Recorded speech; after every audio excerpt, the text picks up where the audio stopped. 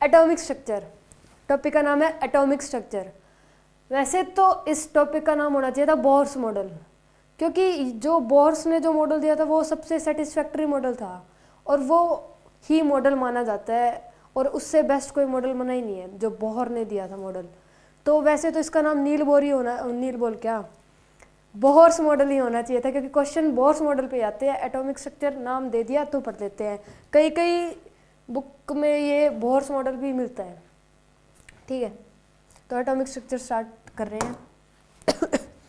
ये Niels Bohr, जो इसका पूरा नाम है वो क्या है, नील बोर। इसने ये बोर्स मॉडल दिया था, जो कि बहुत ज़्यादा क्या था, सेटिस्फैक्ट्री था। इतना अच्छा मॉडल आज तक किसी ने दिया ही नहीं।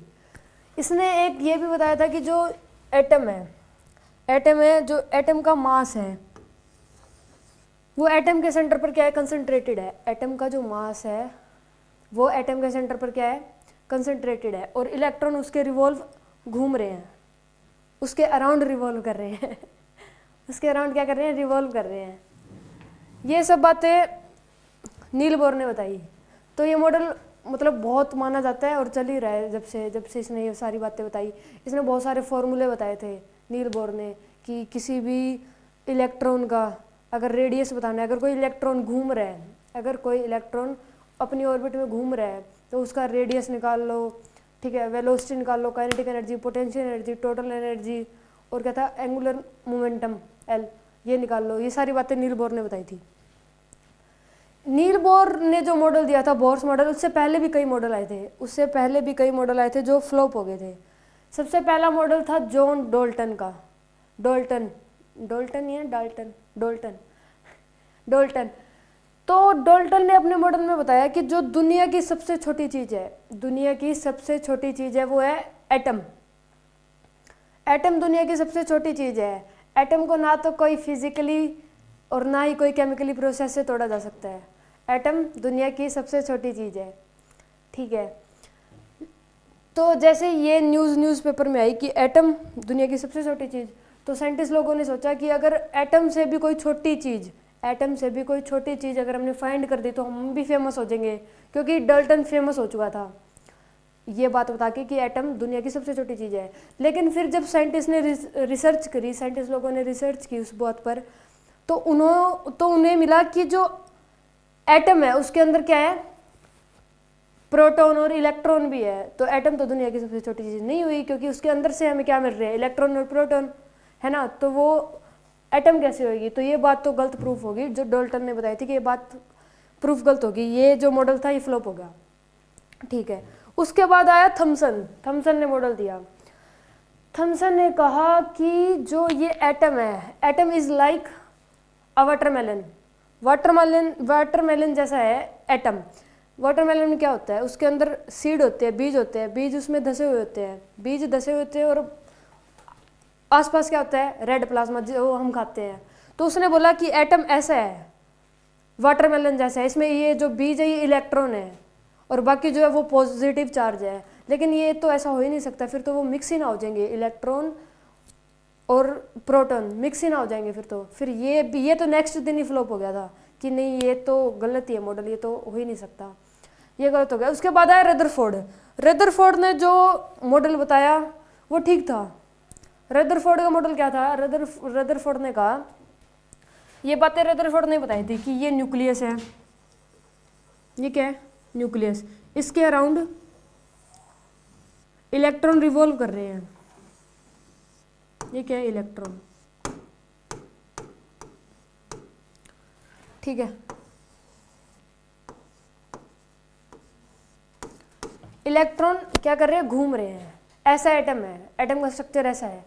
तो लोगों ने कहा कि ऐसे कैसे हो सकता है कि इस पे तो नेगेटिव चार्ज है और न्यूक्लियस पे क्या है, पॉजिटिव चार्ज। तो ये तो पॉजिटिव चार्ज इस नेगेटिव चार्ज को खींच रहा है, अपनी तरफ अट्रैक्ट कर रहा है, तो ये इलेक्ट्रॉन इस न्यूक्लियस में आके क्यों नहीं मिल रहा। लोगों ने ये क्वेश्चन पूछा रदरफोर्ड से कि आप जो ये कह रहे हो कि इलेक्ट्रॉन घूम रहा है इसके अराउंड, और ये फोर्स भी बहुत ज़्यादा लगा रहा है, फोर्स देखो कितना लगाएगा, ये K(Q1/Q2/R²), इतना फोर्स तो लगेगा ही। तो Q1 का Q1 रख लो, ठीक है, Q1 क्यों 2 ले लो हीलियम का, ठीक है, 2 eV ले लिया, इनटू ये हो गया E, रेडियस R का स्क्वायर। अब R का स्क्वायर, ये देखो R कितनी स्मॉल है, R देखो कितनी स्मॉल है, यहाँ से इलेक्ट्रॉन, जैसे मान लो इलेक्ट्रॉन यहाँ पे है तो ये R देखो कितनी स्मॉल है, R कितनी स्मॉल है और उसका भी स्क्वायर, तो जो वैल्यू बनेगी वो तो बहुत ज़्यादा फोर्स लगेगा। अब ये फोर्स बनेगा जब R की वैल्यू नीचे, डिनोमिनेटर छोटा है, तो फोर्स की वैल्यू कितनी होगी, बहुत ज़्यादा होगी। तो कह रहे हैं कि इस पे अट्रैक्टिव फोर्स भी बहुत ज़्यादा लग रहा है, फिर भी ये जो इलेक्ट्रॉन है ये न्यूक्लियस में आकर क्यों नहीं मिल रहा, ऐसा क्वेश्चन था लोगों का। तो रदरफोर्ड ने इसका पहले तो कोई आंसर नहीं दिया, कुछ सालों तक तो ये मॉडल माना ही नहीं गया, कुछ सालों तक तो ये मॉडल माना नहीं गया। लेकिन फिर एक दिन सेमिनार हुआ जिसमें रदरफोर्ड को बुलाया गया, और सेमिनार होते हैं तो उसमें उल्टे फुलटे क्वेश्चन तो पूछे ही जाते हैं। तो ऐसे ही किसी ने पूछा रदरफोर्ड से कि जो आपने मॉडल दिया था कई दिन पहले, आपने वो मॉडल दिया था, वो मॉडल सही कैसे, हम कैसे माने, कुछ तो बताओ कि वो मॉडल सही हो। तो रदरफोर्ड कहता ठीक है मैं तुम्हारे इस क्वेश्चन का आंसर दे दूंगा, पर उससे पहले मेरा भी एक क्वेश्चन है, कि मेरे को ये बता दो कि सन है, सन रेस्ट पे है और सन के अराउंड प्लेनेट रिवॉल्व कर रहे हैं, सन के अराउंड प्लेनेट क्या कर रहे हैं, घूम रहे हैं ना, तो वो प्लेनेट आकर सन में क्यों नहीं मिलते। ये क्वेश्चन था रदरफोर्ड का। कहते मेरे को इस क्वेश्चन का आंसर दे दो कि जो सन है, सन के अराउंड प्लेनेट घूम रहे हैं, तो वो सारे प्लेनेट सन के अंदर आकर क्यों नहीं मिल रहे, जबकि सन उन पर बहुत तगड़ा फोर्स लगा रहा है, ग्रेविटेशनल फोर्स सब पर लग रहा है, बहुत तगड़ा फोर्स है, वो बहुत ज़्यादा फोर्स है, फिर भी वो सब आकर क्यों नहीं मिल रहे। ये क्वेश्चन था। कहते ये क्वेश्चन बता दो मैं तुम्हें इसका आंसर दे दूंगा कि इलेक्ट्रॉन न्यूक्लियस में आके क्यों नहीं मिल रहा। तो लोग फिर ये मॉडल ऐसा माना गया कि हाँ मॉडल तो ठीक ही है बस। फिर रदरफोर्ड ने कहा कि सुनो, अभी तक साइंस इसका पता नहीं लगा पाई है कि ऐसा हो क्यों रहा है, लेकिन ये मेरा मॉडल ठीक है, लेकिन ये नहीं बता पाई कि इलेक्ट्रॉन न्यूक्लियस में क्यों नहीं मिल रहा और जो प्लेनेट है वो सन में क्यों नहीं मिल रहे। ये बात रदरफोर्ड ने बोली हमने सेमिनार में। तो उसके बाद ये मॉडल तो माना गया कि मॉडल तो ठीक ही है, रदरफोर्ड ने जो बातें बताई वो ठीक है। और इसका आंसर है जो कि ये प्लेनेट मिल क्यों नहीं रहे सन में, या फिर ये इलेक्ट्रॉन न्यूक्लियस में क्यों नहीं मिल रहा, तो इसका आंसर है सेंट्रीपिटल फोर्स की वजह से ऐसा हो रहा है, सेंट्रीपिटल फोर्स। क्योंकि देखो प्लेनेट पे क्या हो रहा है, देखो जैसे इलेक्ट्रॉन, ये क्या है न्यूक्लियस, यहाँ पे क्या है इलेक्ट्रॉन, यहाँ पे भी क्या है इलेक्ट्रॉन, ये एक दूसरे पर फोर्स लगा रहे हैं। अब ये इलेक्ट्रॉन है, इलेक्ट्रॉन के पास कुछ ना कुछ वेलोसिटी तो है ही, इलेक्ट्रॉन के पास कुछ ना कुछ वेलोसिटी तो है। अगर इसके पास कोई वेलोसिटी ना होती तो ये न्यूक्लियस में आके पक्का मिल जाता। अगर इलेक्ट्रॉन के पास कोई वेलोसिटी ना होती तो ये न्यूक्लियस में आके पक्का मिल जाता। जैसे कि अर्थ घूम रही है, अगर अर्थ के पास कोई वेलोसिटी ना होती तो वो पक्का सन में आके मिल जाती। ये कन्फर्म है कि अगर अर्थ के पास कोई वेलोसिटी ना होती तो वो सन में आके मिल जाती। ऐसे इसमें ही है कि इलेक्ट्रॉन के पास अगर कोई वेलोसिटी नहीं होती तो इस न्यूक्लियस में आके मिल जाता, लेकिन इसके पास वेलोसिटी भी है और इस पर फोर्स भी लग रहा है, जो न्यूक्लियस लगा रहे हैं अट्रैक्ट कर रहे हैं इसको, फोर्स भी लग रहा है, लेकिन वो फोर्स इसकी डायरेक्शन को बदलने में चला गया, वो फोर्स इसकी डायरेक्शन को बदलने में जा रहा है। मतलब जो इस पर इलेक्ट्रिक फोर्स लग रहा है वो एज अ सेंट्रीपिटल फोर्स काम कर रहा है, समझे। जो इस पर फोर्स लग रहा है, इसके पास वेलोसिटी भी है और इसके पास इलेक्ट्रिक फोर्स भी है, इस पर फोर्स भी लग रहा है, और वो फोर्स क्या कर रहा है, अपनी डायरेक्शन बदल रहा है, ठीक है। तो यहाँ पे डायरेक्शन बदलने में काम आ रहा है वो फोर्स, ना कि वो खींच रहा है, उसको अपने अंदर लाने में काम आ रहा है, ठीक है। एज अ सेंट्रीपिटल फोर्स काम कर रहा है। ये बात नील बोर ने बताई थी सेंट्रीपिटल फोर्स आने के बाद, नील बोर ने बताई थी। तब जब रदरफोर्ड था तब तक सेंट्रीपिटल फोर्स का इन्वेंशन नहीं हुआ था। नील बोर जब आया तब इसने ये बात बताई कि इस पर सेंट्रीपिटल फोर्स लग रहा है, इसलिए ये न्यूक्लियस में आके नहीं मिल रहा, ठीक है। तो अब ये तो सारी थ्योरी थी, अब कहानी स्टार्ट करते हैं जो मेन है। इसमें देखो, इसमें मेन कंटेंट जो है वो याद ही करना पड़ेगा, याद करने का बहुत कुछ है इसमें, याद तो करना ही पड़ेगा, बिना याद करे एटॉमिक स्ट्रक्चर समझ ही नहीं आ सकता। ये चीज़ें फॉर्मूले, ठीक है, फॉर्मूले कुछ एनर्जी याद ही करनी पड़ेगी तो करनी पड़ेगी भाई, क्या बताएं। अब देखो जो ये 8 बातें थी, जो ये नील बोर ने 8 बातें बताई, इन 8 बातों से नील बोर ने कहा, कहते तुम इलेक्ट्रॉन एटम जो इलेक्ट्रॉन, एटम के अंदर जो इलेक्ट्रॉन है उसके बारे में ये 8 बातें जान सकते हो। तुम्हें इलेक्ट्रॉन का एंगुलर मोमेंटम जानना है, इस फॉर्मूले से लगा लो। रेडियस लो, velocity, time period, kinetic energy, potential energy, total energy, इनके बीच में रिलेशन सब बता दिया नील बोर ने कि आप इलेक्ट्रॉन का रेडियस भी फाइंड कर सकते हो, उसकी potential energy, kinetic energy, total energy, velocity और क्या रह गया एंगुलर मोमेंटम, सब फाइंड कर सकते हो बस ये मेरे फॉर्मूले से। और ये बहुत सेटिस्फैक्ट्री था, मतलब इसने प्रूफ कर दिया था कि मेरे फॉर्मूले हर तरीके से सही है। बहुत सेटिस्फैक्ट्री मॉडल था, तभी इसको मतलब सबसे बेस्ट मॉडल कहते हैं, क्योंकि ये फॉर्मूले देने आसान थोड़ी है।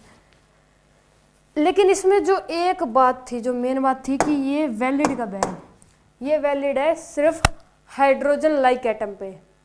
जो ये सारे फॉर्मूले वैलिड है ना, जो ये सारे फॉर्मूले वैलिड है, ये सिर्फ जो हाइड्रोजन लाइक एटम होते हैं, हाइड्रोजन लाइक एटम होते हैं उन पर वैलिड है सिर्फ।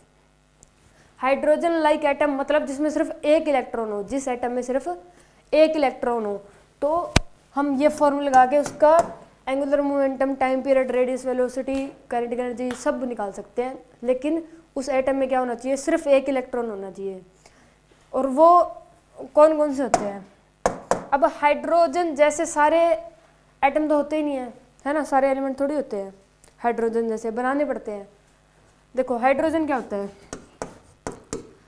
हाइड्रोजन में एक ही इलेक्ट्रॉन और एक प्रोटॉन होता है, दोनों की संख्या तो सेम ही होती है, एक प्रोटॉन ही होता है बस, एक प्रोटॉन ही होता है बस, ठीक है। इसके बाद हीलियम, हीलियम हीलियम में 2 प्रोटॉन होते हैं, 2 न्यूट्रॉन होते हैं, 2 प्रोटॉन 2 इलेक्ट्रॉन, 2 प्रोटॉन होते हैं 2 इलेक्ट्रॉन होते हैं।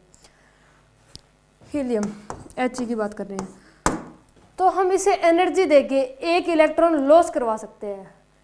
हीलियम में 2 इलेक्ट्रॉन होते हैं, 2 प्रोटॉन होते हैं, हमें तो 1 इलेक्ट्रॉन चाहिए बस, है ना।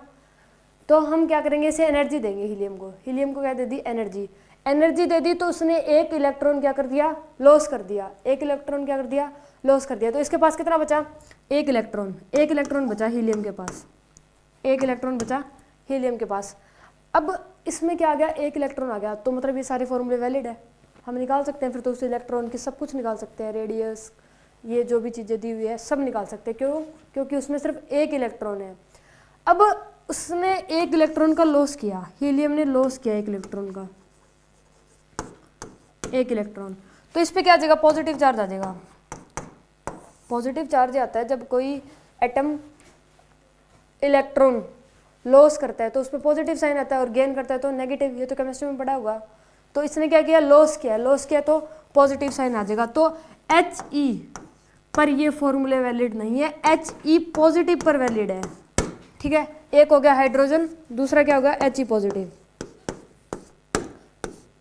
Hydrogen He positive. He पर ये फॉर्मूले वैलिड नहीं है क्योंकि इसमें 2 इलेक्ट्रॉन्स होते हैं। He पॉजिटिव में ये वैलिड है क्योंकि He पॉजिटिव में 1 ही इलेक्ट्रॉन होता है।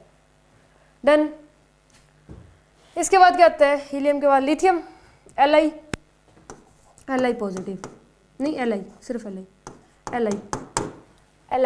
में कितने होते हैं, 3 इलेक्ट्रॉन 3 प्रोटॉन, 3 इलेक्ट्रॉन 3 प्रोटॉन। अब इसमें से क्या करना है, हमें तो 1 इलेक्ट्रॉन चाहिए, तो 2 का लॉस करवा देंगे, 2 का लॉस करवाएंगे। अगर लिथियम को एनर्जी देकर इसने 2 इलेक्ट्रॉन लॉस कर दिए तो इसके पास कितना बचा, 1 इलेक्ट्रॉन, तो इस पे साइन क्या आ जाएगा, 2 पॉजिटिव का, क्योंकि इसने 2 लॉस कर दिए, है ना। लिथियम 2 लॉस करेगा इलेक्ट्रॉन, तो इस पर 2 पॉजिटिव का साइन आ जाएगा। तो लिथियम के लिए ये फॉर्मूले वैलिड नहीं है, Li2 पॉजिटिव के लिए है, लिथियम 2 पॉजिटिव के लिए वैलिड है। 3 चीज़ें मिल गई हमें, hydrogen He positive, Li2 positive. Lithium के बाद क्या आता है, बेरिलियम, Be। इसमें क्या होता है, इसमें होते हैं 4 इलेक्ट्रॉन और 4 प्रोटॉन, 4 इलेक्ट्रॉन और 4 प्रोटॉन।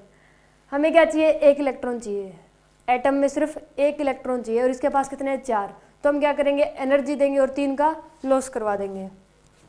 3 का अगर लॉस होगा तो इस पर कितना साइन आ जाएगा, 3 पॉजिटिव, क्योंकि इसने 3 लॉस कर दिया। अगर ये 3 गेन करता तो 3 नेगेटिव का आता, गेन करेगा तो नेगेटिव का आएगा और लॉस करेगा तो पॉजिटिव का। तो Be इसने कितने लॉस करें, 3, तो इस पर क्या आ जाएगा, 3 पॉजिटिव।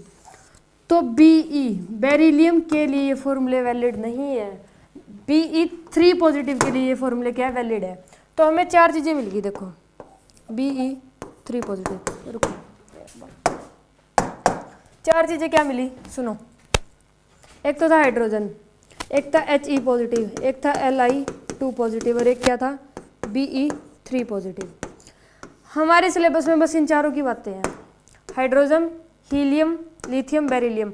अब हर जगह मैं ऐसे नहीं बोलूँगा लिथियम 2 पॉजिटिव, बेरिलियम 3 पॉजिटिव या helium positive, helium lithium beryllium बोलूँगा तो समझ जाना कि इसके पास एक ही इलेक्ट्रॉन है, 3 लॉस कर चुका है, ठीक है। तो समझ जाना हमारा जो कोर्स है सिलेबस में बस ये 4 ही चीज़ें हैं, 4 ही एटम की बात हो रही है, He, Li, Be। ऐसे तो हम इलेक्ट्रॉन का लॉस करवा के सबको हाइड्रोजन जैसा बना लेंगे, है ना, तो सबकी रेडियस, काइनेटिक एनर्जी, जो भी ये सारी चीज़ें दी हुई है सब चीज़ फाइंड कर सकते हैं, लेकिन ऐसा नहीं हो सकता क्योंकि इलेक्ट्रॉन का लॉस करवाना बहुत डिफिकल्ट है, बहुत ज़्यादा एनर्जी देनी पड़ेगी। इन तीनों की बहुत मुश्किल से ही इलेक्ट्रॉन लॉस होते हैं, तो आगे तो बहुत ज़्यादा इलेक्ट्रॉन होते हैं एटम में, है ना, बहुत ज़्यादा होते हैं, तो ये एनर्जी बहुत अमाउंट में देनी पड़ेगी, तो ये थोड़ा इम्पॉसिबल सा हो जाता है। तो इसलिए बस इस 4 की बात करेंगे, क्वेश्चन इन चारों पे आएंगे, हाइड्रोजन, हीलियम, लिथियम, बेरिलियम, ठीक है, इन चारों पे क्वेश्चन आएंगे। अब देखो एंगुलर मोमेंटम, अगर कोई इलेक्ट्रॉन किसी एटम की ऑर्बिट में रिवॉल्व कर रहा है, घूम रहा है, तो उसका एंगुलर मोमेंटम बताना है, तो उसका फॉर्मूला क्या होगा, NH/2 पाई। अब ये फॉर्मूला किसके लिए वैलिड है, हाइड्रोजन, हीलियम, लिथियम, बेरिलियम, किसके लिए वैलिड है, तो ये चारों के लिए ही वैलिड है, चारों के लिए ही वैलिड है, क्योंकि इलेक्ट्रॉन है, इलेक्ट्रॉन पहली शेल में घूमेगा, और ये एटॉमिक नंबर पर तो डिपेंड ही नहीं है फॉर्मूला, Z है कहीं इसमें NH/2 पाई में कहीं Z है, तो एटॉमिक नंबर पर तो बेस्ड ही नहीं है। N का मतलब यहाँ पे क्या है, शेल नंबर, H का मतलब है प्लैंक कांस्टेंट, और 2 पाई तो अपने आप में कांस्टेंट है, ठीक है।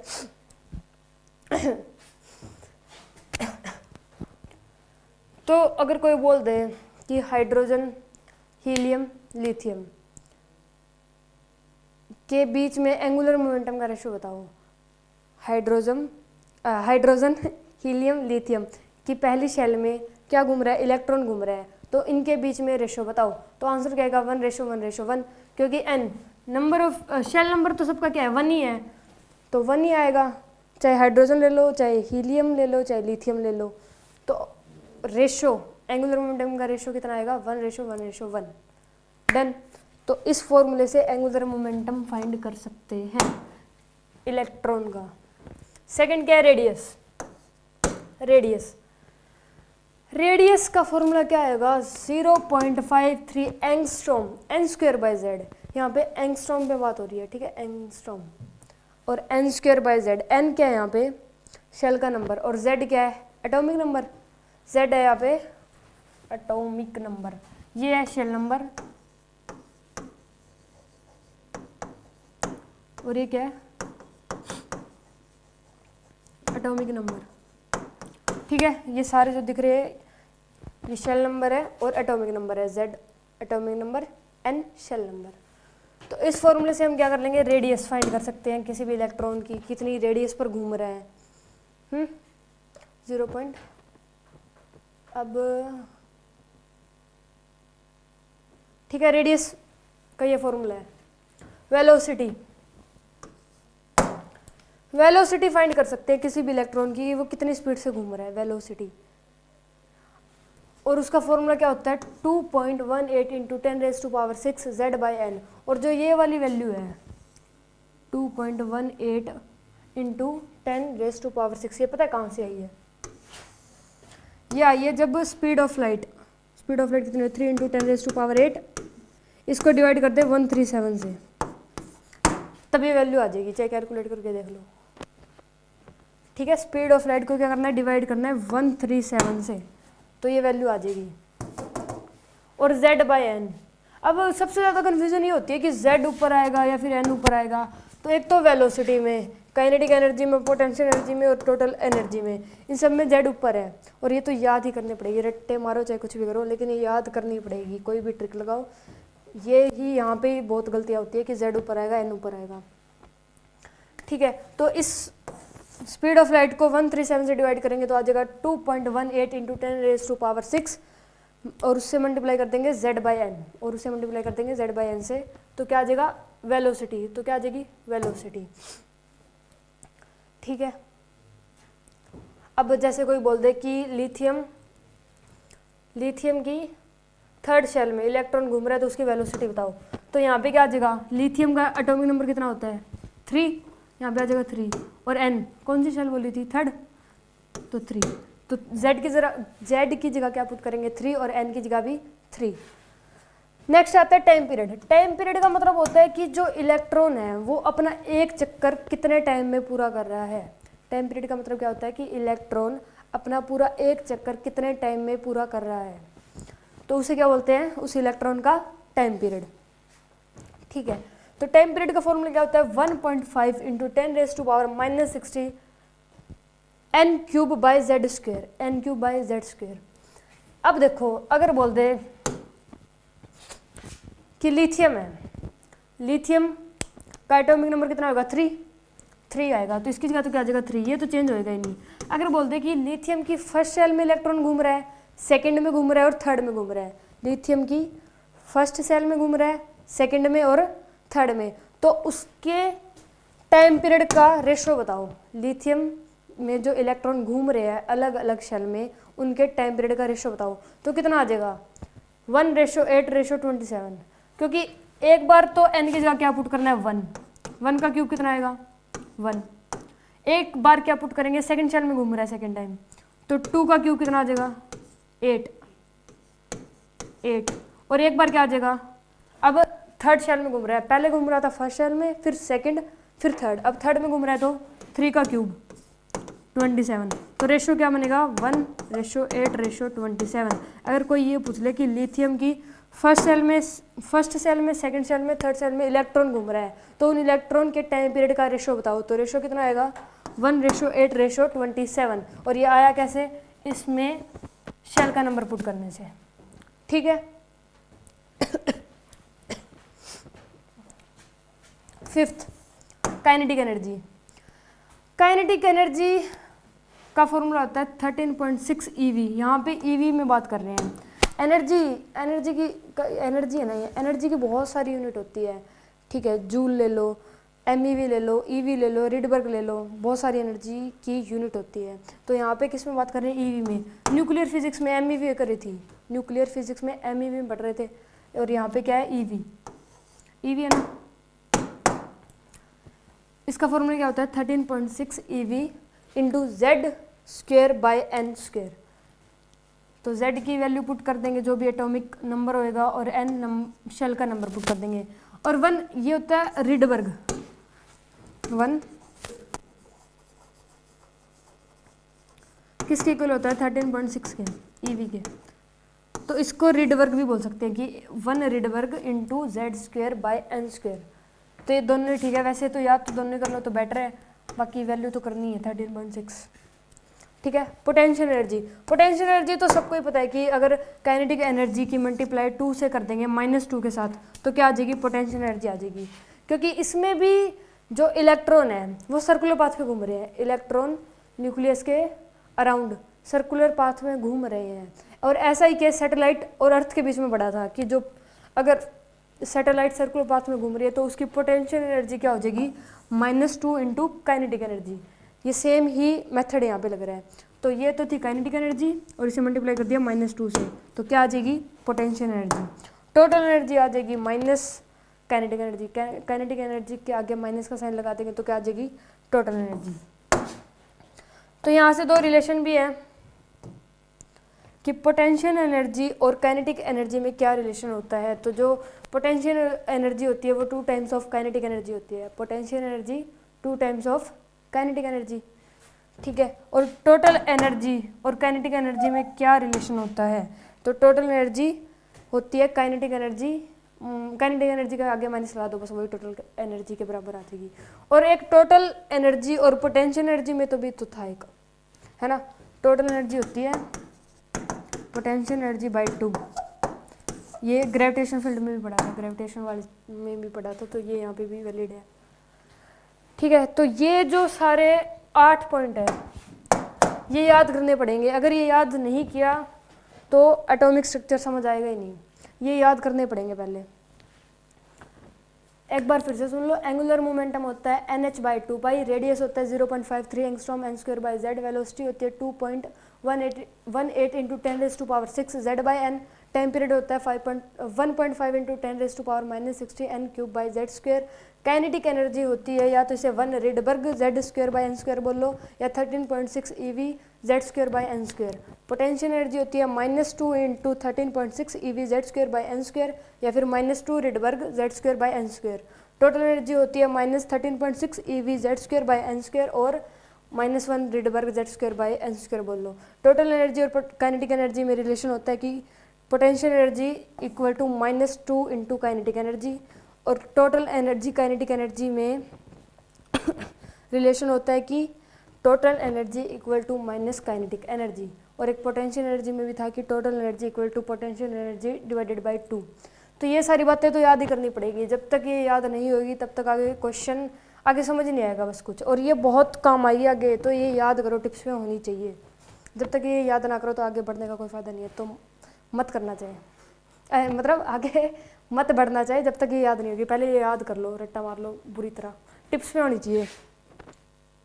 अब जैसे फॉर्मूले में सुना रहा हूँ ना, वैसे ही आपको इतने टिप्स पे याद होने चाहिए, तभी आगे बात बनेगी। ठीक है, रेडी।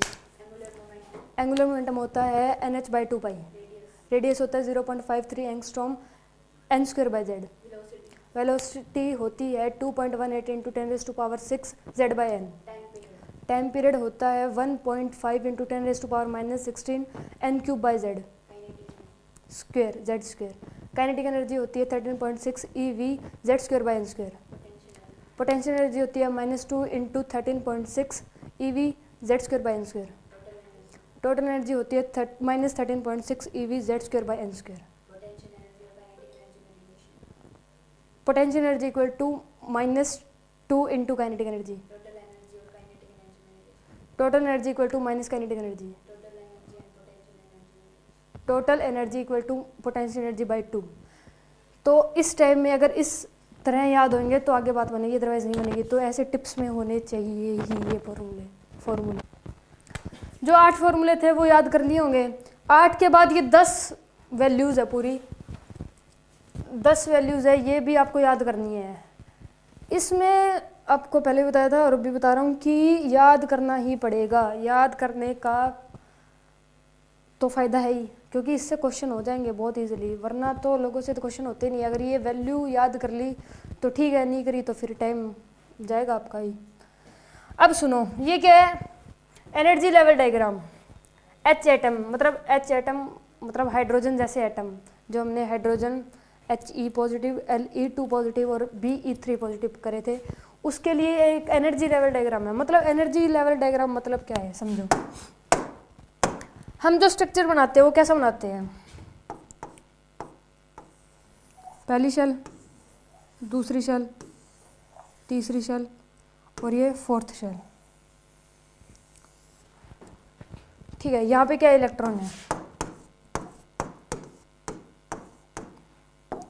ठीक है, सर जगह क्या है इलेक्ट्रॉन।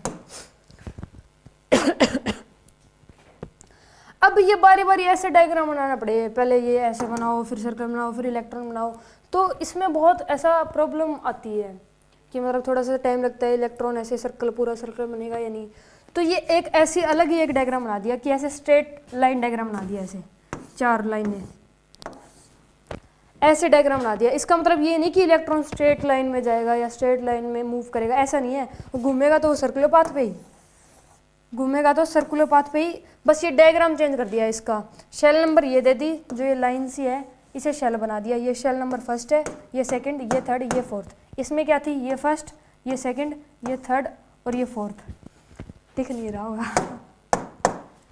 ठीक है। तो अब से डायग्राम कैसे बनाएंगे, ऐसा बनाएंगे, क्योंकि ये जल्दी बन जाएगा। देखो ऐसे ऐसे ऐसे और ये ऐसे, बस बन गया डायग्राम। उसमें तो इस सर्कल से बनाने पड़ते हैं, तो इसलिए ये डायग्राम दे दिया साइंटिस्ट लोगों ने कि आगे से ऐसे डायग्राम बनाएंगे। अब देखो इन्होंने क्या बता रखा है इस डायग्राम में कि फर्स्ट सेल की एनर्जी कितनी है, इतनी। फर्स्ट सेल की एनर्जी कितनी है, -13.6 eV। अभी आई कहाँ से, टोटल एनर्जी का फॉर्मूला क्या पड़ा था, जो अभी 8 फॉर्मूले याद किए उसमें था टोटल एनर्जी का फॉर्मूला क्या था, -13.6 eV Z²/n²। H atom, hydrogen atom, तो Z एटॉमिक नंबर क्या लेंगे, फर्स्ट।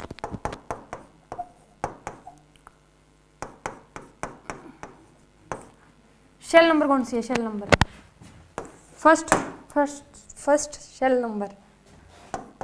तो इसे सॉल्व करेंगे तो क्या आ जाएगा, 1 का 1 -13.6 eV, क्या आ जाएगा -13.6 eV।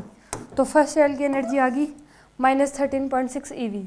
अब जैसे सेकंड शेल की है, टोटल एनर्जी का फॉर्मूला -13.6 eV Z²/n²,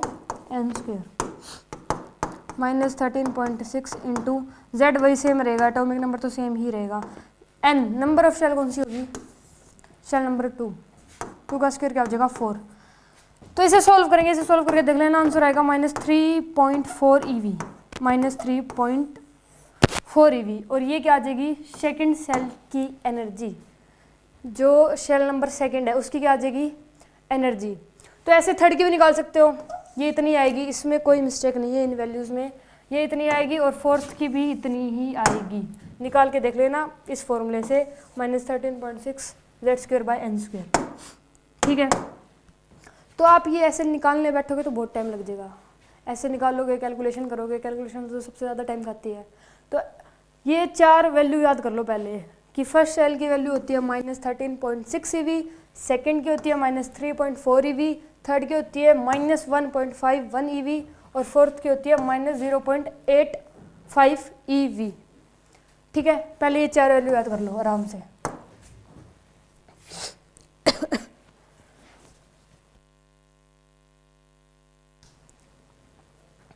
ठीक है, ये 4 वैल्यू याद करनी है। इसके बाद ये दिख रहा है जो 10.2 eV, ये क्या है, ये है शेल नंबर फर्स्ट और शेल नंबर 2 का एनर्जी डिफरेंस। मतलब एनर्जी डिफरेंस, एनर्जी डिफरेंस मतलब अगर इलेक्ट्रॉन फर्स्ट शेल में है, इलेक्ट्रॉन फर्स्ट शेल में है, तो इलेक्ट्रॉन को 10.2 एनर्जी देनी पड़ेगी, 10.2 eV की एनर्जी देनी पड़ेगी, ताकि वो सेकंड शेल में चला जाए। अगर इलेक्ट्रॉन को इतनी एनर्जी मिल गई तो वो सेकंड शेल में चला जाएगा, इलेक्ट्रॉन को इतनी एनर्जी तो देनी ही पड़ेगी, और ये एनर्जी डिफरेंस है, और ये बिल्कुल ठीक है। ये सिर्फ सेकंड शेल तक पहुंचाने पे है, आगे पहुंचाने में तो अलग है, आगे पहुंचाने में तो अलग आ जाएगा। ये सिर्फ सेकंड शेल की बात हो रही है यहाँ पे। तो इलेक्ट्रॉन को अगर 10.2 eV की एनर्जी दे दें तो वो कहाँ चला जाएगा, सेकंड शेल में। अच्छा, एक डाउट और भी आता है कि हम तो पढ़ तो रहे हैं एक इलेक्ट्रॉन में कि है ही एक इलेक्ट्रॉन, है ही इलेक्ट्रॉन, तो ऐसा क्वेश्चन कैसे बन गया कि लिथियम की थर्ड शेल में इलेक्ट्रॉन घूम रहा है, उसका रेडियस बताओ, या फिर उसकी काइनेटिक एनर्जी, टोटल एनर्जी, या फिर कुछ भी बताओ। तो इलेक्ट्रॉन तो एक ही है, उस इलेक्ट्रॉन को एक्साइट करवा कर, मतलब हीट देकर हम क्या करवा देते हैं, उसे एक्साइट करवा देते हैं। एक्साइट करवाने पर वो अपना शेल तो बदल ही लेता है, चाहे वो शेल में थोड़े टाइम के लिए रहो, लेकिन शेल तो एक्सचेंज करेगा ही। अगर उसे हमने हीट दी तो शेल नंबर 2 पे भी चला जाएगा, और ज़्यादा दे दी तो शेल नंबर 3 पे भी चला जाएगा। हाँ कि वो थोड़े ही टाइम के लिए रुकेगा, लेकिन जितने भी टाइम के लिए रुकेगा वो रिवॉल्व तो करेगा ही, घूमेगा तो सही घूमेगा, चाहे कितने ही टाइम के लिए रुको, चाहे फिर वो वापस आ जाए अपनी स्टेट पर, लेकिन वो एक बार तो सेकंड पे जाएगा ही, थर्ड पे भी जाएगा, और फोर्थ पे भी ऐसे आगे शेल पे जाएगा, अगर हम एक्साइट करवा दें इलेक्ट्रॉन को तो ज़्यादा। ठीक है, तो ऐसा होता है। अब ये क्या है, एनर्जी डिफरेंस, जिससे इलेक्ट्रॉन फर्स्ट शेल से सेकंड शेल पे जाएगा। ठीक है, इसके बाद भी आगे देखो, ये क्या है, अगर फर्स्ट से थर्ड पे भेजेंगे तो इतनी एनर्जी देनी पड़ेगी, फर्स्ट से फोर्थ पर भेजेंगे तो इतनी एनर्जी देनी पड़ेगी, सेकंड और थर्ड के बीच में इतनी एनर्जी, ठीक है, सेकंड और फोर्थ के बीच में इतनी एनर्जी, थर्ड और फोर्थ के बीच में इतनी एनर्जी देनी पड़ेगी, और तो कुछ है ही नहीं, फोर्थ शेल की एनर्जी इतनी है, याद ही कर ली होगी आपने। तो ये 10 वैल्यू है पूरी, 1 2 3 4 5 6 6 7 8 9 10 में गया, या गलत गिन लिया, 1 2 3 4 5 6 7 8 9 10, 10 ही है सॉरी 10 वैल्यू है, याद करनी पड़ेगी। ये याद करोगे तो बेनिफिट है, नहीं करोगे तो फिर ऐसे टोटल एनर्जी फॉर्मूला लगाना पड़ेगा और वहीं से फिर एनर्जी आएगी, उसमें टाइम लगेगा बहुत ज़्यादा। तो अगर टाइम को बचाना है, वेस्टेज ऑफ टाइम नहीं करना, तो ये याद कर लो, 10 ही वैल्यू तो है, कर लो 10 मिनट में कर लो, ठीक है, याद करो जल्दी जल्दी। अच्छा ये देखो, एक थोड़ा सा वो लग रहा होगा, इन दोनों के बीच में तो गैप ज़्यादा है, शेल नंबर फर्स्ट और शेल नंबर सेकंड, इन दोनों के बीच क्या है, गैप ज़्यादा है। फिर इसमें कम है और इसमें बिल्कुल ही कम है, इसमें थोड़ा ज़्यादा है, इसमें कम है, सबसे ज़्यादा, फिर थोड़ा सा कम, फिर थोड़ा सा कम। तो ऐसा क्यों? देखो ऐसा क्यों होता है, क्योंकि इनकी एनर्जी भी तो ज़्यादा है ना, एनर्जी ज़्यादा है ना। रुको, सेकंड शेल में बताने के लिए एनर्जी। अच्छा इसमें गैप ज़्यादा क्यों है, ये क्वेश्चन था कि पहले ये इतना गैप है, फिर थोड़ा कम हुआ, फिर बिल्कुल कम हो गया, तो ये गैप डिफरेंस कैसे आ रहा है? तो देखो इसका जो एनर्जी डिफरेंस है ये ज़्यादा है, ये कितना है 10.2 EV, तो इसका गैप क्या है ज़्यादा, इसका कम है 10.2 EV से तो कम है 1.9 EV, तो इसका भी गैप कितना है, इससे थोड़ा कम है, और इसका इससे कम है, तो इसका गैप भी इससे कम है। और ये आते कहाँ से हैं? तो इसलिए ये डायग्राम ऐसा बनाया गया है कि पहले ज़्यादा फिर कम फिर कम, क्योंकि एनर्जी डिफरेंस भी ऐसी है, एनर्जी डिफरेंस पहले ज़्यादा फिर कम, तो ये गैप भी इसी सेंस में है, ठीक है। अब देखो ये वाली वैल्यू कहाँ से आती है ये वाली वैल्यू कहाँ से आती है, ये वाली एनर्जी डिफरेंस वाली। तो देखो अगर इसमें से इसे माइनस किया 13.6 3.4, तो आंसर क्या आएगा 10.2, आंसर क्या आ जाएगा 10.2, माइनस माइनस प्लस हो जाएंगे तो 10.2। इसमें से जब ये माइनस किया तो 10.2 आ जाएगा, इसमें से जब ये माइनस करेंगे तो 1.9 EV आ जाएगा, और इसमें से ये माइनस करेंगे तो 0.66 EV आ जाएगा। तो ये 10 वैल्यू है और ये 10 की 10 याद करनी है, ये याद करोगे तो बेनिफिट है, वरना नुकसान है तो सभी है सारे।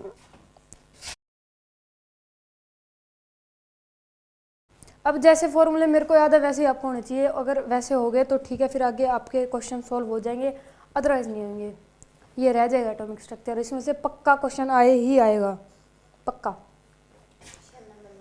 शेल नंबर 1 की एनर्जी होती है -13.6 EV, सेकंड की होती है -3.4 EV, थर्ड की होती है -1.51 EV, फोर की होती है -0.85 EV। फर्स्ट और सेकंड के बीच में एनर्जी डिफरेंस होता है 10.2 EV, सेकंड और थर्ड के बीच में होता है 1.9 EV, थर्ड और फोर्थ के बीच में होता है 0.66 EV, फर्स्ट और थर्ड के बीच में होता है 12.1 EV, फर्स्ट और फोर्थ के बीच में होता है 12.76 EV, सेकंड और फोर्थ के बीच में होता है 2.56 EV। 10 वैल्यूज थी, 10 ऐसे ही टिप्स पे याद होंगी तो क्वेश्चन सोल्व हो जाएंगे, नहीं तो नहीं। तो जब तक ये अगर ये याद नहीं हुई तो याद कर लो, फ़ायदे में रहोगे। मैं बारी बारी ये बात रिपीट कर रहा हूँ, ये 10 वैल्यू और वो 8 फॉर्मूले टिप्स पे कर लो, एटॉमिक स्ट्रक्चर बहुत ईजी लगेगा, बहुत। ओके,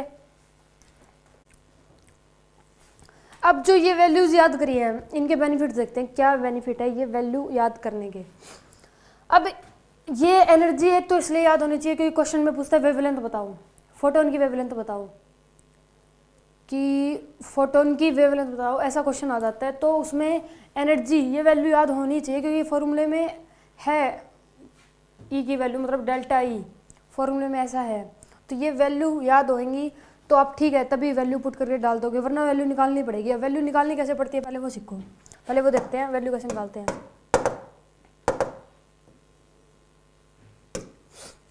जैसे हमें दे दिया एच है हमारे पास, H, और इसकी सेकंड शेल में से इलेक्ट्रॉन फर्स्ट में आ रहा है, सेकंड शेल से इलेक्ट्रॉन फर्स्ट में आ रहा है, ठीक है। इसकी फिर एनर्जी कितनी पता है हमें, सेकंड से फर्स्ट में आ रहा है 10.2 eV, ये हमने याद करी है, ये याद की हुई वैल्यू है।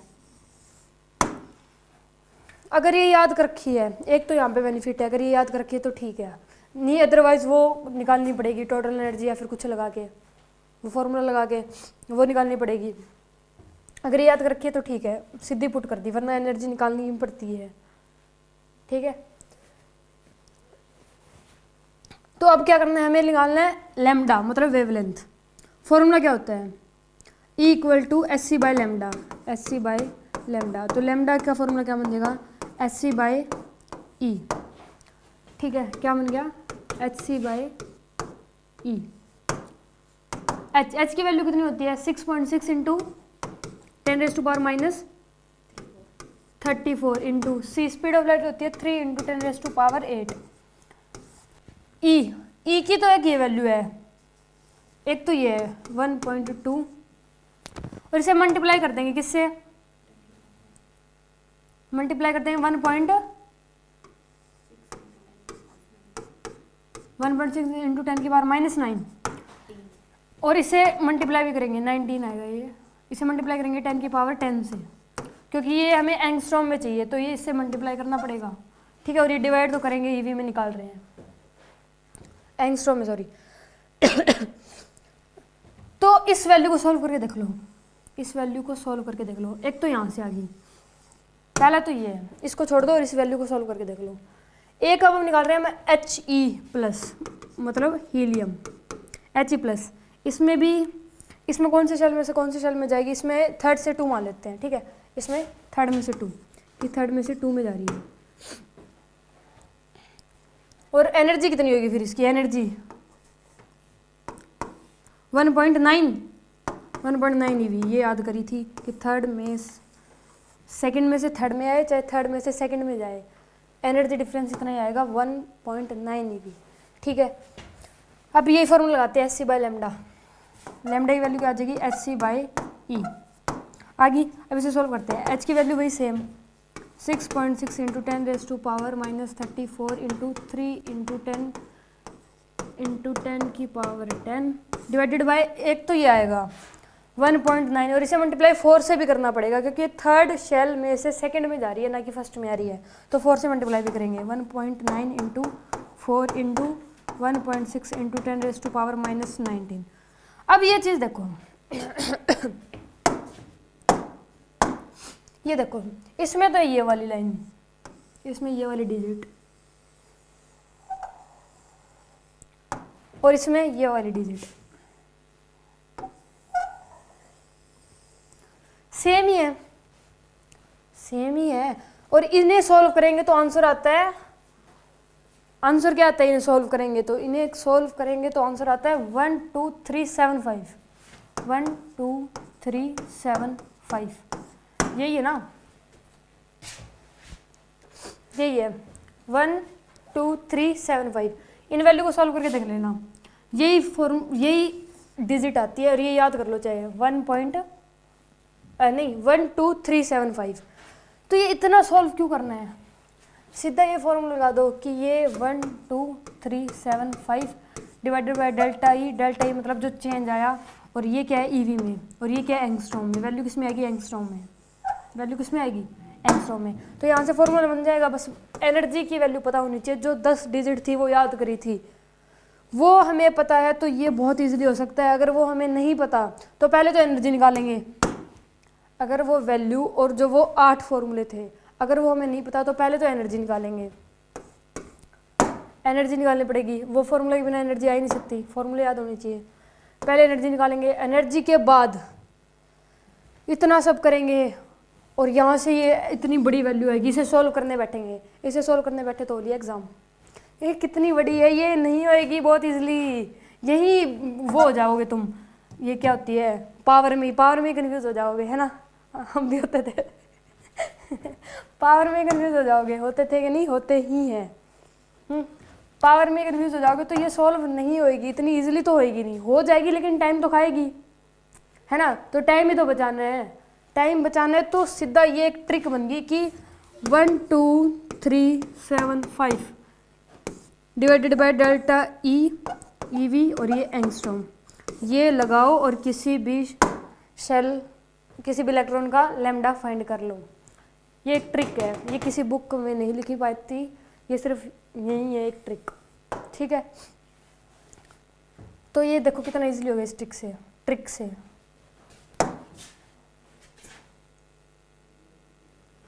हाथ कहाँ गया इसका, सरफ हो जाएगा ये तो।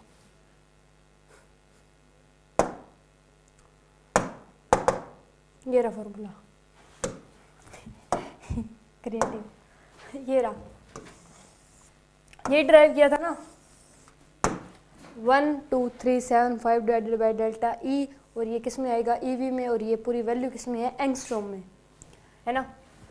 तो ये ड्राइव कर दिया था, इसमें बस ये एनर्जी की वैल्यू, चेंज इन एनर्जी की वैल्यू पता होनी चाहिए, जो वो 10 डिजिट याद की थी वही पता होनी चाहिए, लैम्डा आ जाएगा। तो इसलिए मैं कह रहा था वो बहुत ज़्यादा इंपॉर्टेंट है, क्वेश्चन ऐसे ही आएंगे। तो अगर एनर्जी की वैल्यू याद है तो ईजिली कर लोगे।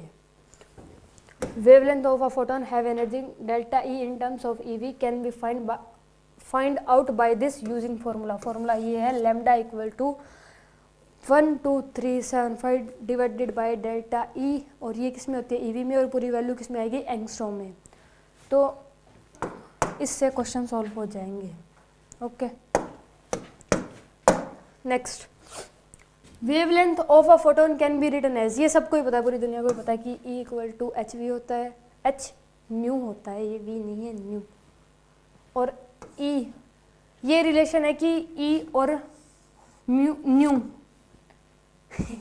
E और न्यू में रिलेशन क्या होता है, तो वो होता है E equal to h nu, और ये है कि E और लैम्डा में क्या रिलेशन होता है, तो वो रिलेशन होता है E equal to h c by lambda. तो ये दो रिलेशन है, ये छोटी क्लास में भी याद करवा दे, पहले चैप्टर में भी है ये, तो ये तो सबको पता ही होनी चाहिए। H equal to E equal to h nu और E equal to h c by lambda, ठीक है। ये देखो रिडबर्ग फॉर्मूला जो ये आपको दिख रहा है,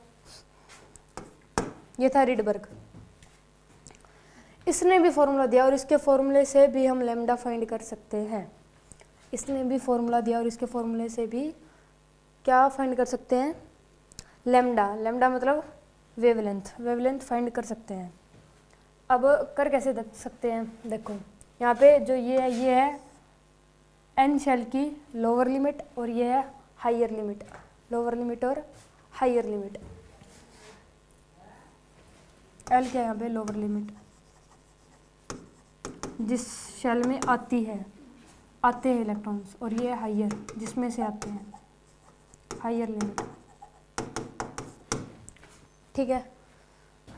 ये यहाँ पे भी बता रखा सच्ची।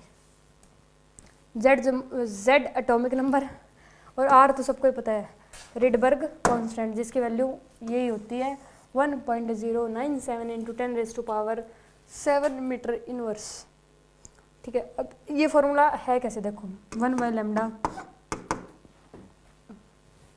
आर, जेड किसका क्या पुट करना है, एटॉमिक नंबर हाइड्रोजन का ले लेते हैं 1 का स्क्वायर,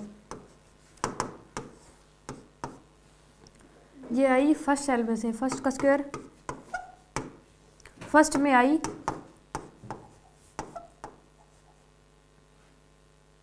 सेकंड से, इनफाइनाइट से, 4 से सेकंड से आएगी, इनफाइनाइट से नहीं। किसी भी सेल में से आई हो उसका नंबर यहाँ पुट करेंगे, और जिस सेल में आई है, जैसे मान लो ये सेकंड से इलेक्ट्रॉन आया फर्स्ट सेल में, तो यहाँ पे क्या पुट करेंगे, सेकंड, और यहाँ पे क्या पुट करेंगे 1। तो इसे सॉल्व करेंगे तो यहाँ पर क्या आ जाएगी, लैम्डा की वैल्यू आ जाएगी। इसे सॉल्व करने के बाद क्या आ जाएगी, लैम्डा की वैल्यू, ठीक है। तो ये भी सही है फॉर्मूला, लेकिन इसमें पता है जो अपनी ट्रिक है उस ट्रिक से ईजिली हो जाएंगे, और इसमें एलसीएम लेना पड़ेगा, ठीक है। एलसीएम लेना पड़ेगा, फिर इसे सॉल्व करना पड़ेगा, फिर इसे रिवर्स करना पड़ेगा, तब ये कहीं होगा।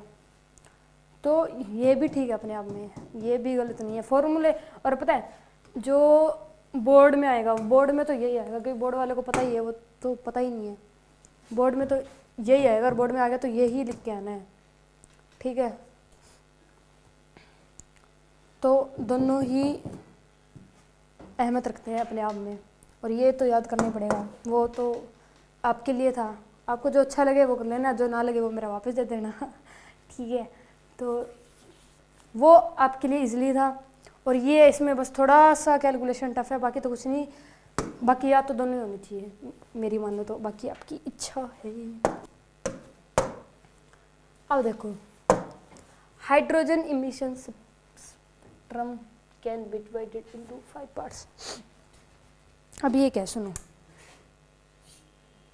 अब ये क्या है, लेमन सीरीज। जो ये 5 देख रहे हो ना, Lyman series, बामर series, पाश्चन series, Brackett series और पूफन सीरीज, इसे पूफन कहते हैं, ना कि पी फंड, ये नहीं कहते, इसे कहते हैं पूफन। लेकिन हमें मज़ा नहीं आता ना पूफंड बोलने से पहले, हमें पूरा वो चाहिए मज़े पूफंड नहीं होता, ये पूफन होता है, ठीक है। पूफन, पूफन, नॉट पूफंड, ओके।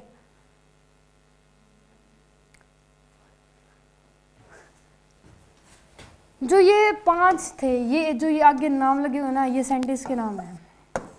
ये आगे नाम लगे हुए हैं, लाइमन, बामर, पाश्चन, ब्रैकेट और पूफन, ये साइंटिस्ट के नाम है। जो ये थे ना, ये बोर के स्टूडेंट थे, ये 5 जो है ये बोर के स्टूडेंट थे। इन्होंने ये फाइंड की थी, Lyman series, बामर series, पाश्चन series, Brackett series और पूफन सीरीज, ठीक है, ये फाइंड की थी। अब इनमें होता क्या है, लाइमन सीरीज में जो होता है उसमें होता है कि इलेक्ट्रॉन कहीं से भी आएगा, वो लैंड किस पे करेगा, ऑर्बिट नंबर फर्स्ट। इलेक्ट्रॉन कहीं से भी आए, लेकिन वो आएगा कहाँ पे, फर्स्ट ऑर्बिट में। तो उस सीरीज को क्या बोल देंगे, लाइमन सीरीज। उस सीरीज को क्या बोल देंगे, लाइमन सीरीज। ऐसे ही बामर में सेकंड ऑर्बिट में आएगा, पाश्चन में थर्ड ऑर्बिट में आएगा, और ब्रैकेट में फोर्थ ऑर्बिट में आएगा, और पूफन में फिफ्थ ऑर्बिट में आएगा। सिंपल।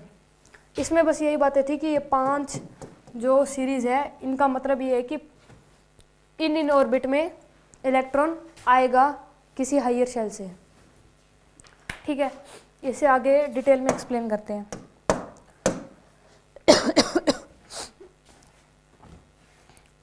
ये देखो, ये क्या है, लाइमन सीरीज।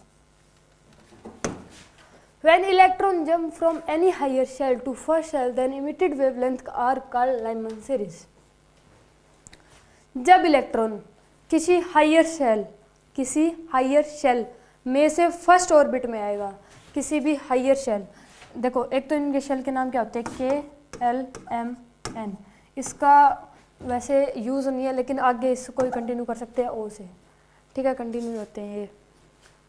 तो इनका इस शेल का नाम क्या रख दिया, के अल्फ़ा, के बीटा, के गामा, ठीक है। तो ये नाम तो ऐसे ही रख रखे हैं, मतलब रख तो रखे हैं ऐसे ही, तो क्या इसका मतलब क्या है कि देखो इलेक्ट्रॉन जब हायर शेल, फर्स्ट से हायर कौन है, सेकंड, थर्ड, फोर्थ, इन्फिनिटी तक सारी हायर ही है।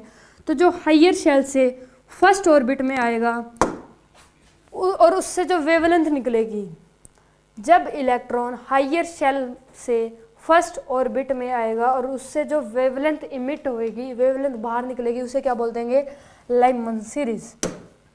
उसे क्या बोल देंगे, लाइमन सीरीज। जैसे सेकंड से आया फर्स्ट ऑर्बिट में, थर्ड से आया फर्स्ट ऑर्बिट में, फोर्थ से आया फर्स्ट ऑर्बिट में, फिफ्थ से आया फोर्थ ऑर्बिट में, इन्फिनिटी से, मतलब कोई भी शेल नंबर है 12, 13, ठीक है, सब हायर है, हायर शेल है। हायर शेल में से जब ऑर्बिट नंबर फर्स्ट में इलेक्ट्रॉन आ जाएगा और उसमें से जो वेवलेंथ निकलेगी, उसे ही क्या बोल देंगे, लाइमन सीरीज, ठीक है। Series limit, series limit of Lyman series is 1/r। Series limit का मतलब क्या होता है, पहले तो सीरीज लिमिट का मतलब होता है जब इलेक्ट्रॉन इन्फिनिटी से फर्स्ट ऑर्बिट में आएगा, फर्स्ट शेल या ऑर्बिट कुछ भी बोल लो, जब इलेक्ट्रॉन इन्फिनिटी से फर्स्ट, ये फर्स्ट है, फर्स्ट शेल या फिर फर्स्ट ऑर्बिट में आएगा तो उसे क्या बोल देंगे, सीरीज लिमिट। यही होती है सीरीज लिमिट। जब इलेक्ट्रॉन इन्फिनिटी से फर्स्ट ऑर्बिट में आ जाएगा तो हम उसे क्या बोल देंगे, सीरीज लिमिट। और वो कितनी होती है, 1/r। अब ये 1/r कहाँ से आया ये सुन लो, 1/r ये याद ही कर लो। और ये आया कैसे, इसे ड्राइव करके मैं दिखा रहा हूँ, बाकी तो याद ही कर लो। वो लगाते हैं रेडबर्ग फॉर्मूला, क्या था, 1/λ = rz² into 1n(l²) minus 1n(h²). ठीक है, ये लगाते हैं 1/λ r, z की जगह क्या पुट करेंगे, 1 ही पुट करेंगे क्योंकि शेल नंबर क्या है, फर्स्ट।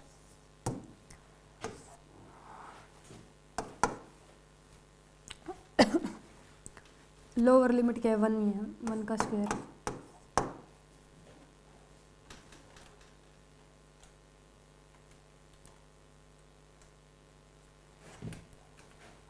और यहाँ पे क्या कर देंगे, इन्फिनिटी। हायर शेल क्या लिया, इन्फिनिटी, इन्फिनिटी का स्क्वायर इन्फिनिटी ही आएगा। तो यहाँ से 1/λ इक्वल टू क्या आ जाएगा, r, क्योंकि ये सारा तो इन्फिनिटी बन जाएगा। तो यहाँ से लैम्डा की वैल्यू कितनी आ जाएगी, 1/r। ये हो गया प्रूफ। तो वेवलेंथ, सीरीज लिमिट की वेवलेंथ, सीरीज लिमिट वेवलेंथ ही होती है। तो series limit of Lyman series क्या होती है, 1/r। सीरीज लिमिट क्या होती है, जब इलेक्ट्रॉन इन्फिनिटी से फर्स्ट शेल में आ जाए तो उसे बोलेंगे सीरीज लिमिट। और वो कितनी होती है लाइमन सीरीज की, 1/r। Okay,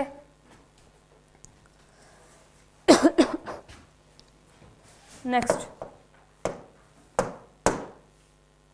बामर series. ये एल साइलेंट होता है, बामर सीरीज बोलते हैं इसे। ठीक है, इसमें भी सेम, लेकिन अब इसमें क्या होगा, अब ये शेल नंबर, इस शेल का नाम क्या था, एल, KLMNO, एल है तो एल अल्फा बोल देंगे, एल बीटा बोल देंगे और एल गामा बोल देंगे। अब इसमें सेम ही प्रोसेस है, उसमें तो आ रही थी हायर शेल से फर्स्ट ऑर्बिट में, लेकिन इसमें आ रही है हायर शेल से सेकंड ऑर्बिट में। ये सेकंड पे आ रही है सारी, देखो थर्ड से सेकंड, फोर्थ से सेकंड, फिफ्थ से सेकंड, है ना। तो इस सीरीज को क्या बोल देंगे, जब इलेक्ट्रॉन हायर शेल में से सेकंड ऑर्बिट में आए तो उस सीरीज को क्या बोल देंगे, बामर सीरीज। ठीक है, और इसकी जो सीरीज लिमिट होती है वो कितनी होती है, 4/r। सीरीज लिमिट वही होती है कि जब इन्फिनिटी, इसमें बामर सीरीज में क्या होगा, जब इन्फिनिटी से इलेक्ट्रॉन आएगा सेकंड शेल में, सेकंड ऑर्बिट या सेकंड शेल कुछ भी कह लो। ठीक है, तो वो क्या हो जाएगी, सीरीज लिमिट। तो अब ये भी कहाँ से आया, ये भी देख लो, 1/λ इक्वल टू r। z की वैल्यू क्या पुट करेंगे यहाँ पे, 2, z की वैल्यू 2 ही करेंगे, है ना, 2 करेंगे ना।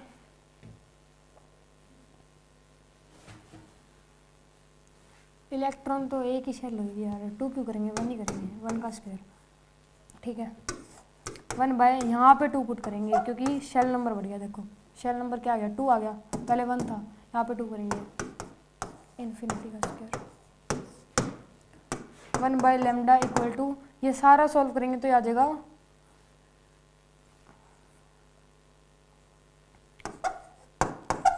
तो यहाँ से लैम्डा क्या आ जाएगा, 4/r। ठीक है, तो यहाँ से क्या आ गया, 4/r। तो सीरीज लिमिट ऑफ बामर सीरीज क्या आ जाएगी, 4/r। ये आई कैसी, ये आपको जानना इतना ज़रूरी तो नहीं है, लेकिन फिर भी देख लो, बस ये याद कर लो बहुत है कि इसकी सीरीज लिमिट कितनी होती है बामर सीरीज की, वो होती है 4/r। Next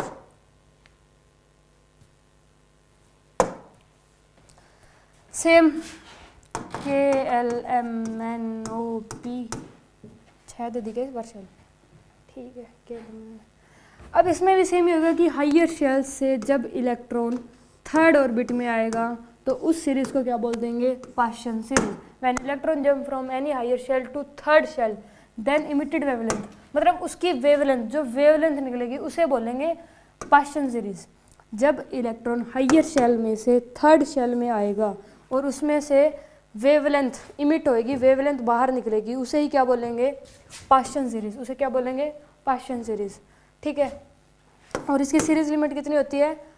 9/r। वही सेम वही करना पड़ेगा, 1/λ इक्वल टू r1 का स्क्वायर, लोअर लिमिट क्या है? थर्ड, 3 का स्क्वायर हो जाएगा 9 और इन्फिनिटी का स्क्वायर इन्फिनिटी। तो यहाँ से सॉल्व करेंगे तो 1/λ आ जाएगा r/9 और यहाँ से आ जाएगा लैम्डा 9/r। तो ये क्या आ गई? Series limit. ये क्या आ गई? Series limit of पाश्चन series is 9/r। ठीक है, ये याद होना चाहिए। पाश्चन सीरीज की सीरीज लिमिट कितनी होती है? 9/r।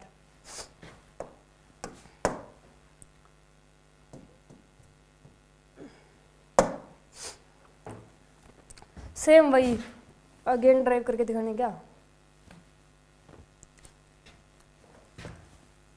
Brackett series. इसमें क्या होगा? इसमें शेल एक और बढ़ा दी भाई, KLMNOP Q। इसमें होएगा कि जब इलेक्ट्रॉन हायर शेल में से फोर्थ ऑर्बिट में आए और जब और फिर उसकी वेवलेंथ बाहर निकले, वेवलेंथ इमिट हो, तो उसे क्या बोलेंगे?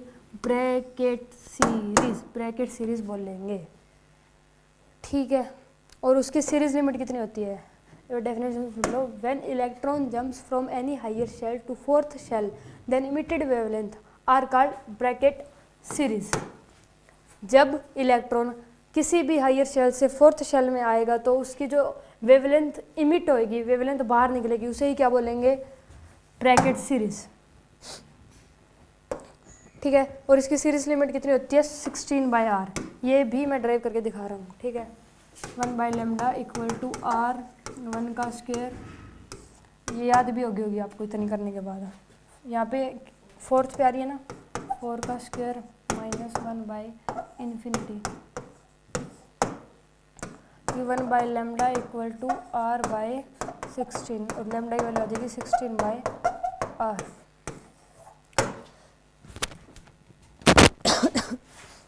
ठीक है। तो इसकी क्या आ जाएगी सीरीज लिमिट? ब्रैकेट सीरीज की सीरीज लिमिट कितनी होती है? 16/r।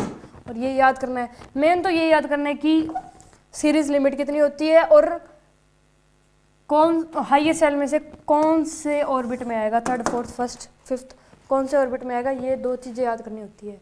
ठीक है। और डेफिनेशन तो वही होगी, डेफिनेशन भी याद करनी है। Next, Pfund series.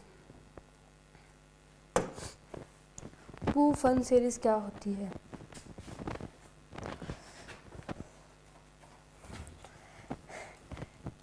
जब इलेक्ट्रॉन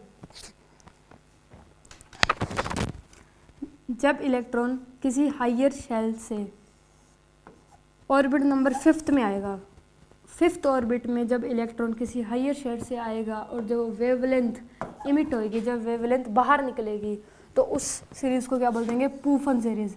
ये पूफन सीरीज नहीं होता, ये पूफन सीरीज होता है। ठीक है। Definition, when electron jump from any higher shell to 5th shell then emitted wavelength are called Pfund series.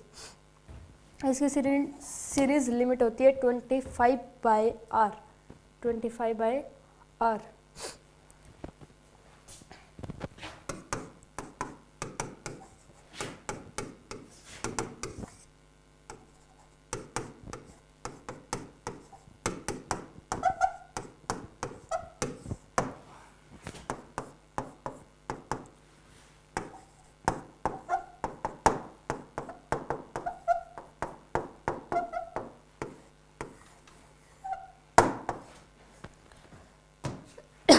Derivation भी कर दिया इसका कि ये कहाँ से आई। ठीक है। तो मेन चीज़ तो एक तो ये डेफिनेशन याद होनी चाहिए, दूसरा सीरीज लिमिट। ये याद है ना है कोई दिक्कत नहीं है, बस ये याद होनी चाहिए, सीरीज लिमिट और डेफिनेशन। डन।